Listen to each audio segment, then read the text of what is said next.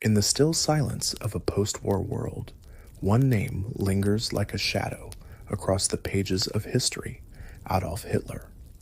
Born into obscurity, risen to unimaginable power, and fallen in catastrophic defeat, Hitler's life has become the subject of both rigorous study and endless speculation. But around this central figure, a thick fog of myth still hangs. Whispers, half-truths, and outright fabrications swirl through conversations, books, documentaries, and internet threads. Who was he, really? And what is merely legend? In this journey, we gently peel back the veil, not to glorify, but to clarify, to understand not just the man, but the myths, 10 persistent ones, in fact, that still cling to him decades after the guns of World War II fell silent. Each myth says something not just about Hitler, but about how we remember evil, how we process fear, and how stories outlive facts. Tonight, we begin with 3 of the most common myths about Hitler, each deceptively simple and each unraveling in the light of evidence. Myth 1. Hitler was not elected. He took power by force. It's a belief that's both frightening and comforting, that Hitler seized power through violence and brute force, not with the consent of the people. But the truth is far more unsettling. Adolf Hitler did not overthrow the German government in a dramatic coup. He was legally appointed Chancellor of Germany on January 30th, 1933, by President Paul von Hindenburg. His rise was the product of calculated manipulation within a fragile democratic system. After years of economic depression, political instability, and public frustration, the Nazi Party capitalized on fear, nationalism, and clever propaganda. By 1932, the Nazis had become the largest party in the Reichstag, though they never held a majority.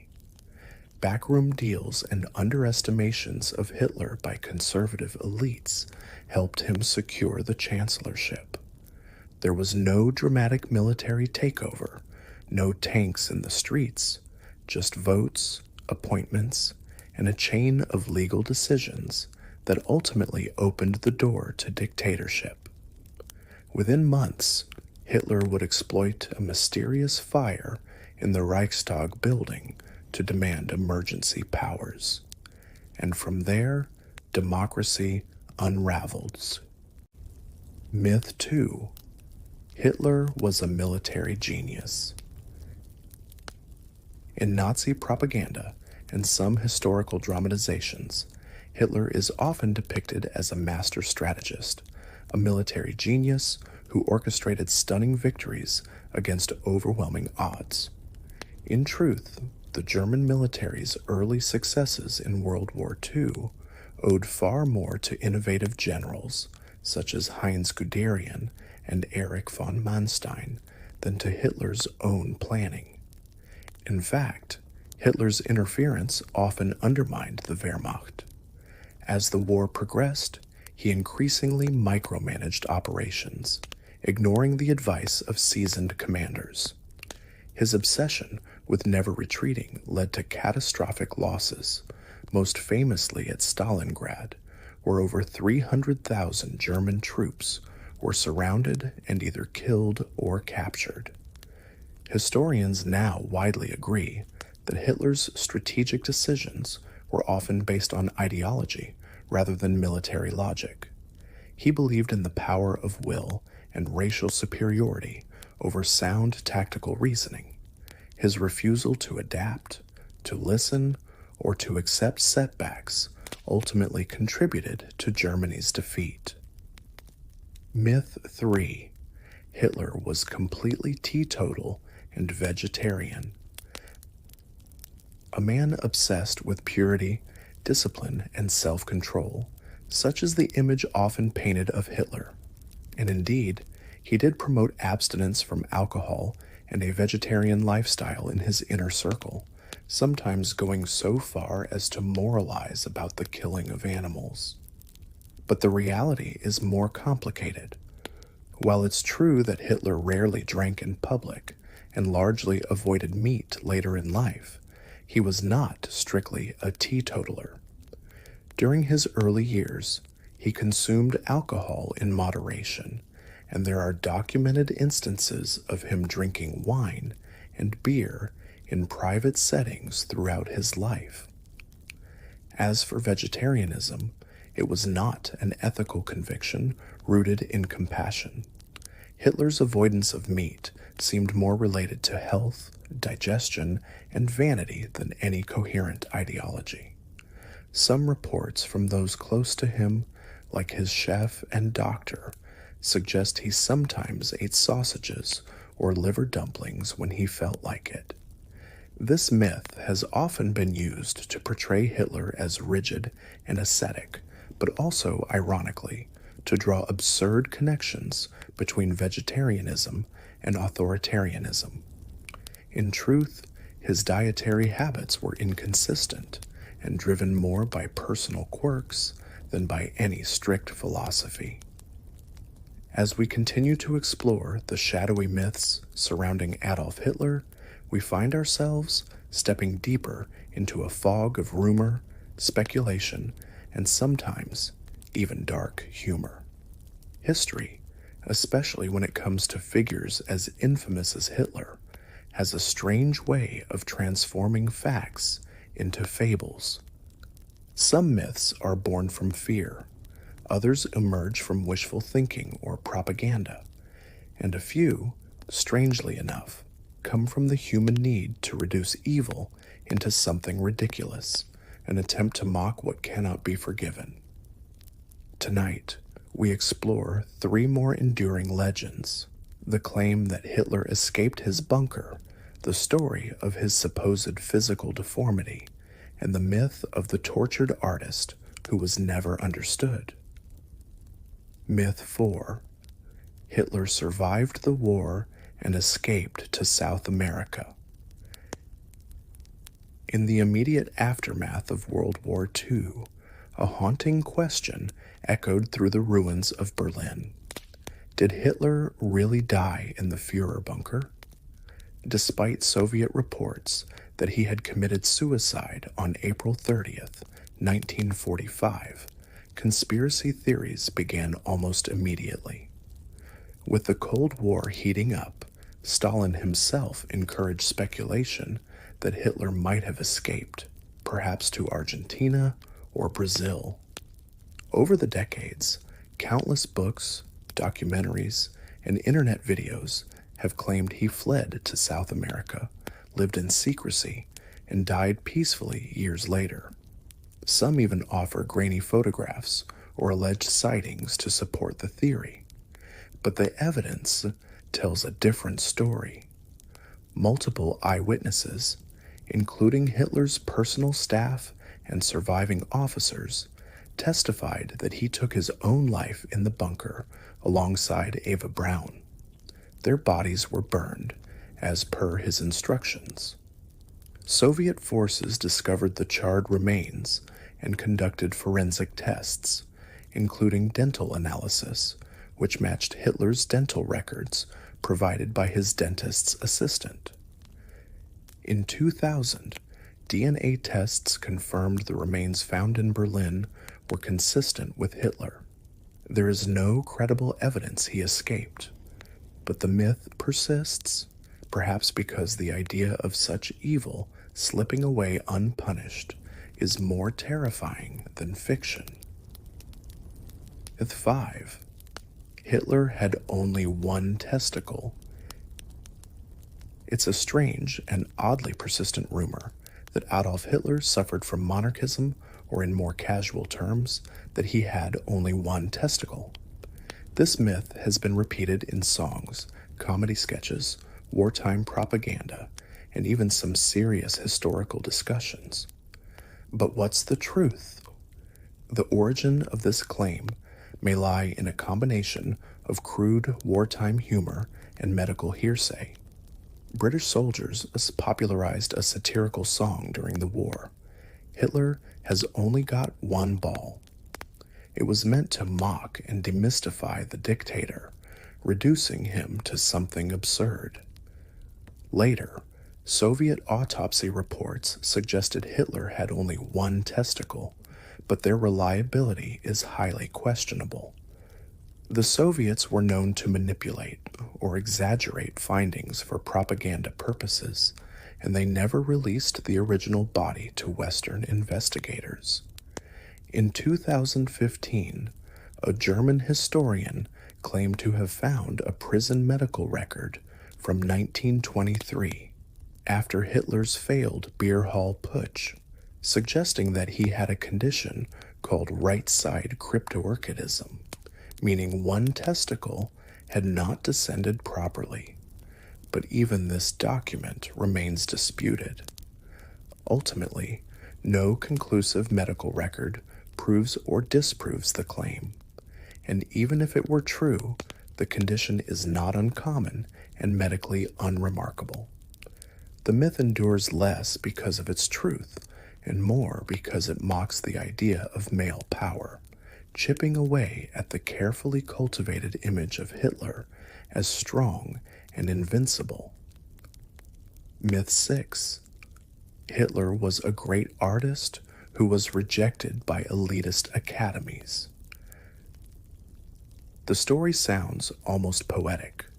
A struggling young man with artistic dreams crushed by the cruelty of an elitist establishment. According to the myth, Hitler was a gifted painter, tragically denied admission to the Vienna Academy of Fine Arts, and from this rejection, the seeds of vengeance were sown. But the facts are less romantic. It's true that Hitler applied twice to the Academy in Vienna, in 1907 and 1908, and was rejected both times.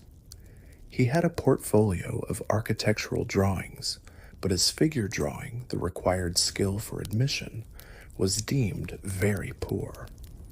One professor reportedly remarked, "He has some talent for architecture, but not for painting people." In truth, Hitler's art was technically stiff and uninspired, lacking emotion or originality. He was not untalented, but far from exceptional. After his rejection, he lived in Vienna as a drifter, selling postcard paintings of buildings and landscapes. While he continued to paint throughout his life, his work never showed substantial improvement or evolution. Even sympathetic art historians rarely rate his work above mediocre.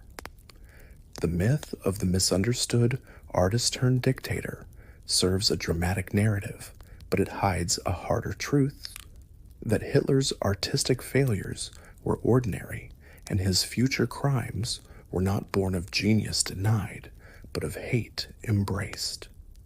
As the myths fall away, what remains is not a portrait of mystery, but of tragic clarity. Hitler was not a phantom or a mystical figure. He was a man, deeply flawed, deeply dangerous, and very real. For now, rest in the knowledge that even history's most twisted stories can be untangled with patience, with truth, and with light. In our journey through the myths surrounding Adolf Hitler, we've already uncovered layers of misinformation that mask the reality of one of history's darkest figures. But some of the most persistent legends are not about what Hitler did, but about what he believed. Belief is powerful. It shapes choices, defines enemies, and builds nations. In Hitler's case, belief helped justify a regime of unprecedented brutality.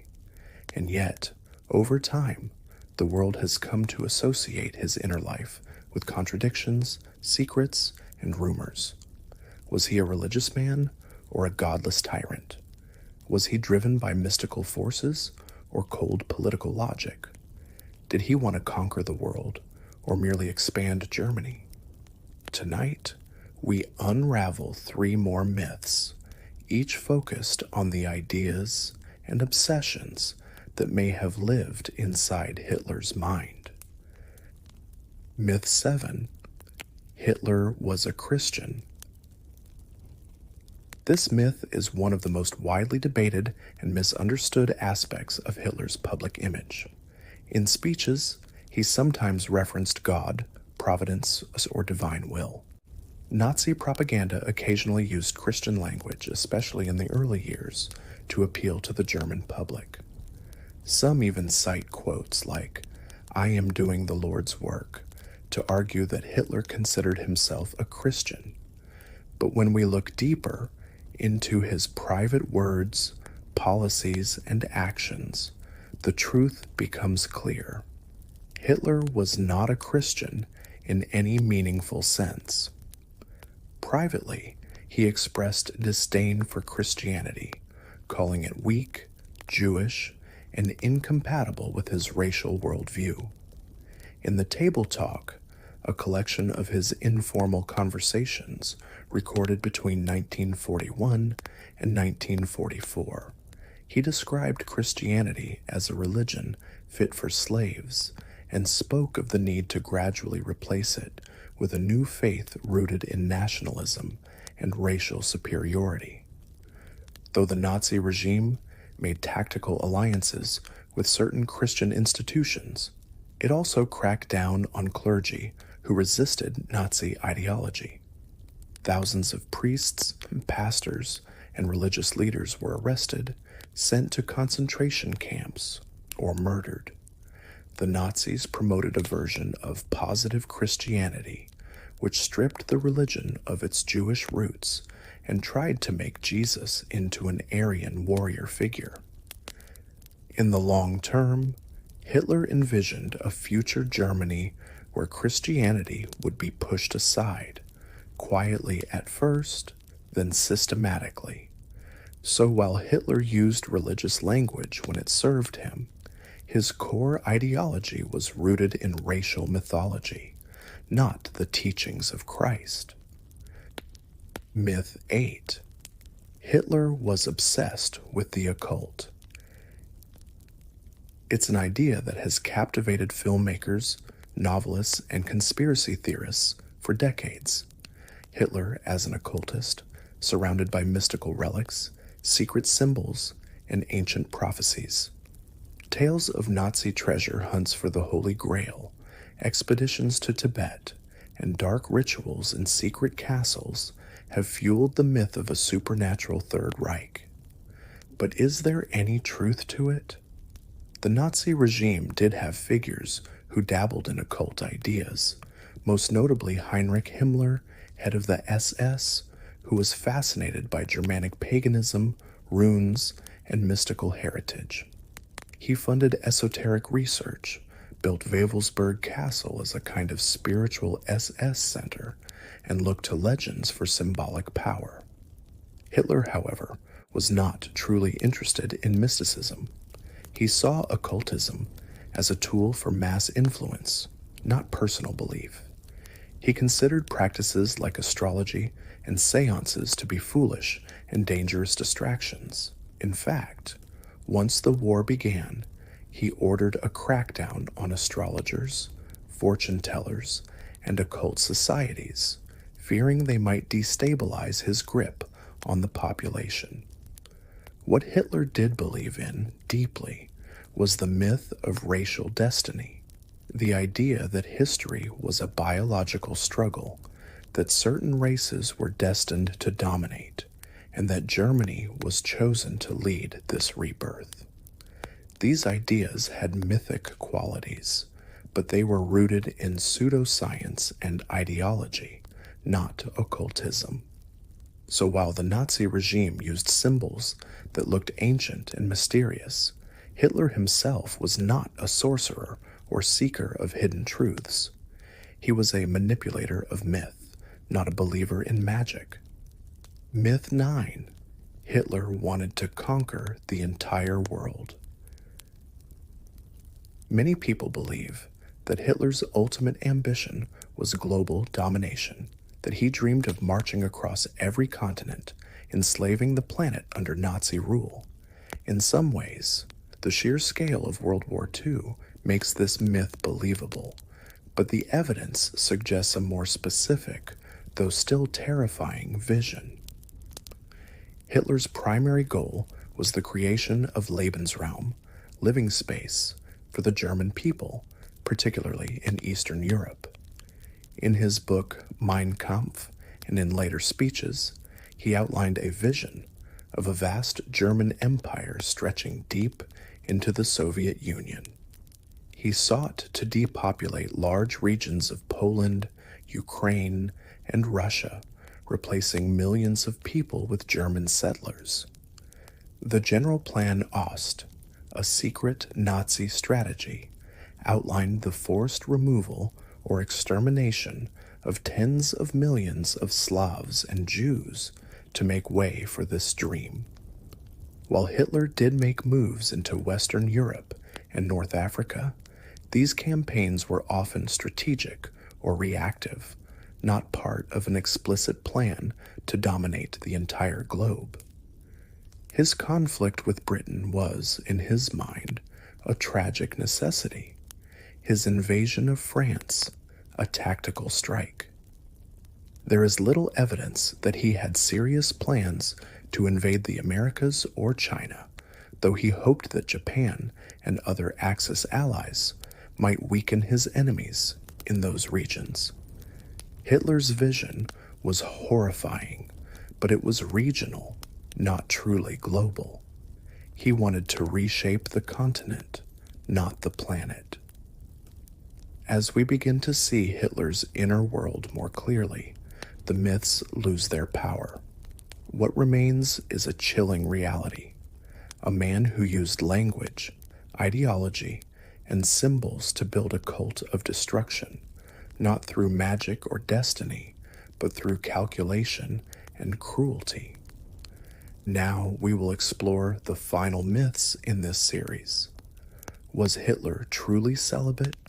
Was he universally loved by Germans? And did he really act alone? As always, we explore not to dwell on darkness, but to bring clarity to the past, so that we may rest easier in the present. As we near the end of our journey through the fog of legend surrounding Adolf Hitler, we turn now to the more intimate corners of his story, his personal relationships, his public image, and the question of responsibility. These myths are perhaps the most emotionally charged, for they touch on the human need to understand how such darkness could arise among ordinary people. Was Hitler truly isolated and unloved? Was he the singular mad genius behind every crime? Or did others support him, not just out of fear, but with genuine loyalty? Tonight, we dispel the final three myths that have long distorted the way we see Hitler as both man and symbol. Myth 10. Hitler was celibate and lived without romance. There is a long-standing idea that Adolf Hitler was too devoted to his mission to bother with romantic entanglements, that he was either uninterested in women or abstained entirely from relationships out of discipline or ideology. In Nazi propaganda, Hitler was often portrayed as a solitary, almost priest-like figure, married only to Germany. This image helped build a cult of personality and made him seem like a pure, selfless leader. But the reality was far more complicated, and in many ways darker. Hitler did have romantic relationships, the most enduring of which was with Eva Braun, a young woman who met him in the early 1930s. She lived a quiet, secluded life at his mountain retreat in Berghof and was almost entirely hidden from the public eye. The two were romantically involved for over a decade, and she ultimately died beside him in the Führerbunker, taking cyanide just minutes before Hitler shot himself. There were also rumors and documented accounts of Hitler's relationships with other women, including his half-niece, Geli Raubal, who died by suicide under suspicious circumstances in 1931. Her death deeply affected Hitler and has remained the subject of speculation and psychological analysis. Hitler's relationships were marked by control, secrecy, and emotional instability. Far from being celibate or detached, he maintained intimate connections, though ones carefully curated and often deeply unhealthy.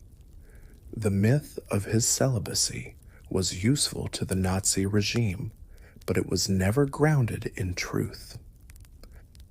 Myth 11. Hitler was universally loved by the German people. Footage of cheering crowds, children giving flowers, and massive rallies at Nuremberg paint a powerful image, a nation in love with its leader. And to some extent, that image reflects reality. Hitler did enjoy widespread popularity in Germany during the early years of his rule. But the idea that all Germans loved Hitler is a dangerous oversimplification. In the early 1930s, Germany was desperate for jobs, stability, and hope. Hitler and the Nazi Party promised all three, and once in power, they delivered rapid economic recovery, national pride, and political order. For many Germans, especially those not targeted by Nazi policies, life improved, at least temporarily. But others saw through the illusion. Socialists, communists, religious minorities, academics, and many ordinary citizens resisted from the beginning. Opposition was brutally suppressed. Independent media was eliminated. Dissent was criminalized. Fear became a powerful tool. The Gestapo relied heavily on civilian informants, not only out of loyalty to Hitler, but often due to personal vendettas or survival instincts. Some supported him out of belief, others out of fear, and many simply went along, choosing silence over resistance. By the late 1930s, Hitler's popularity peaked. The swift annexations of Austria and Czechoslovakia, combined with propaganda victories and economic growth, gave the illusion of near universal support. But as the war dragged on and bombs fell on German cities, morale declined sharply. After 1943, faith in Hitler began to erode. The failed assassination attempt in July 1944 was a clear sign that even high-ranking officers had lost confidence in him. So no, he was not universally loved, but he was popular enough for long enough that his regime could thrive. Myth 12. Hitler acted alone.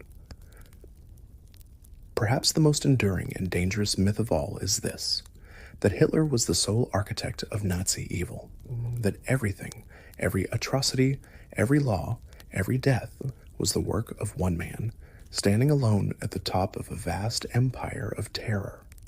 It is tempting to isolate Hitler as the monster, to believe that if he had never existed, the horrors of the Third Reich would never have happened.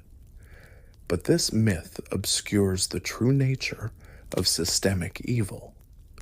While Hitler was undoubtedly the driving force, the ideological and political heart of the Nazi movement, he was surrounded by enablers, believers, executors, and ordinary people who made choices.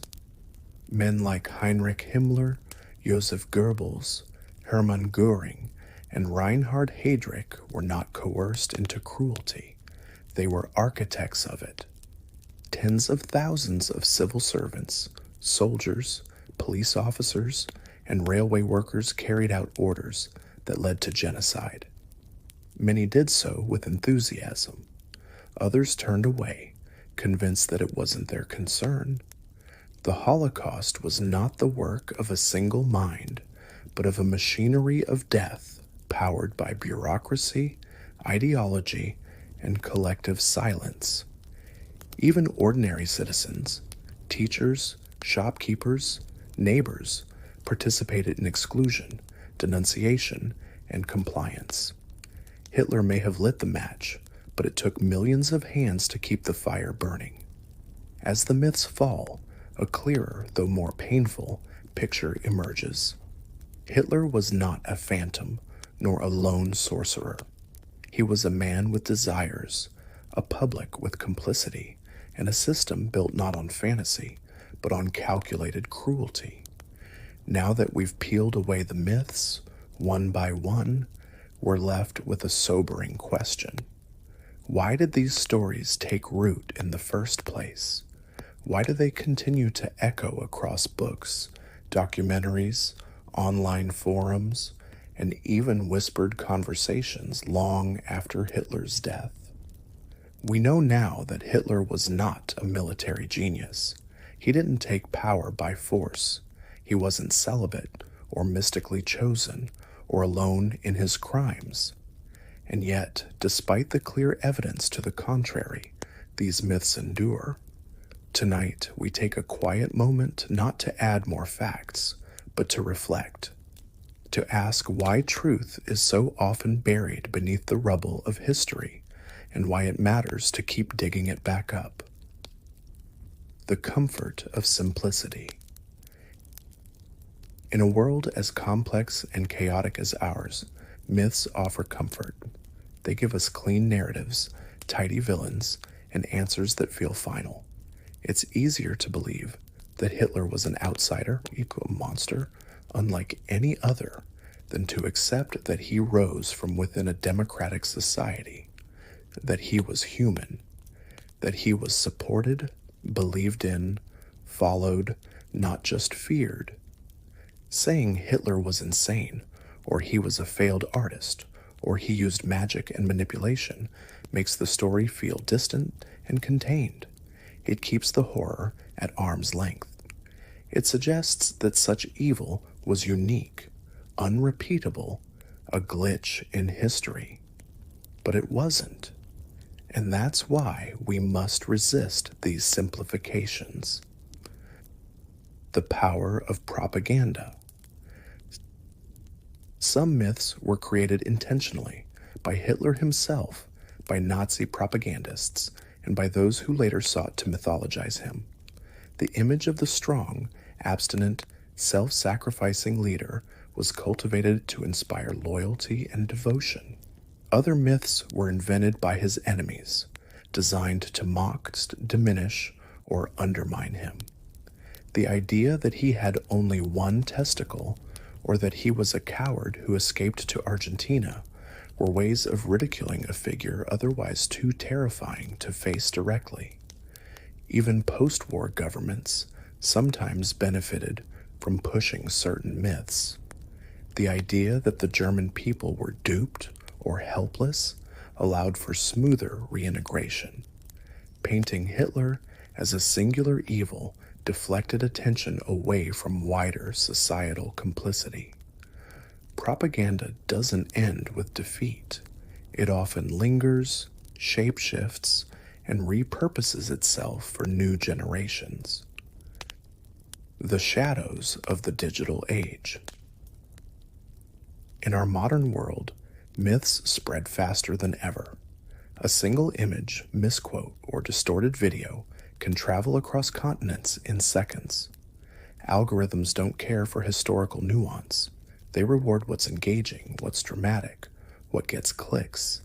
And so, new generations encounter Hitler not first through books or classrooms, but through memes, conspiracy theories, and half-truths presented as facts. A grainy video here, a dramatic caption there, and suddenly the line between history and fiction begins to blur. That's why it's more important than ever to tell these stories carefully, slowly, and honestly. Why the truth still matters. So, what does it change, really, knowing that Hitler wasn't a vegetarian saint, that he didn't conquer the world, that he didn't act alone? It changes everything. Because understanding Hitler, not as a mythical figure, but as a man, flawed, cruel, strategic, and surrounded by willing enablers, forces us to confront uncomfortable truths about power, politics, and ourselves. It shows us that democracy is fragile, that people can be persuaded to support horrific things, that evil doesn't always arrive with horns and a cape. It often wears a suit, speaks calmly, and promises greatness. History's value lies not just in remembrance, but in prevention. Each myth we debunk is a barrier we tear down between the past and our willingness to learn from it. If we reduce Hitler to a legend, we risk missing the lessons his rise and fall were meant to teach. One final thought.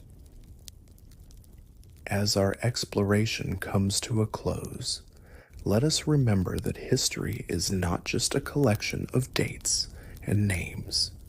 It is a mirror, sometimes cracked, sometimes clouded, but always waiting to show us who we are and who we might become. In studying Hitler with clarity rather than mythology, we take away his power to haunt us with mystery. We strip him of the illusion of greatness and reveal what truly lies beneath. A man who chose hate, built a machine of terror, and was followed not by fate, but by people. And if people could follow him once, they could again, unless we choose differently. Let that knowledge guide you, not into fear, but into awareness. Close your eyes now. Let the noise of myth fall silent. Let the truth, quiet and patient, take its place. History does not demand sleepless nights, but it does ask us to wake up.